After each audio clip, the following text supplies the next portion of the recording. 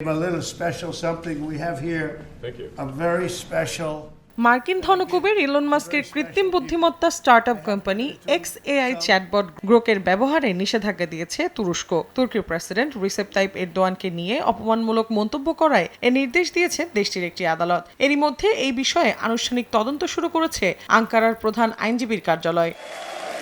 দেশটির স্থানীয় সংবাদ মাধ্যম জানায়, গ্রোক তুর্কি ভাষায় কিছু প্রশ্ন জিজ্ঞাসা করার সময় এরদোয়ান, কামাল আতাতুর্ক এবং ইসলাম ধর্মকে অবমাননা করে এমন সব আপত্তিকর বিষয়বস্তু সামনে নিয়ে আসে। তথ্য ও যোগাযোগ প্রযুক্তি কর্তৃপক্ষ বিটিকে আদালতের আদেশের পর এই নিষেধাজ্ঞা জারি করা হয়। পাশাপাশি প্রেসিডেন্টের প্রতি অপমানকে ফৌজদারি অপরাধ হিসেবে গণ্য করে এর জন্য শাস্তি হিসেবে 4 বছরের কারাদণ্ড রয়েছে বলেও জানান আদালত।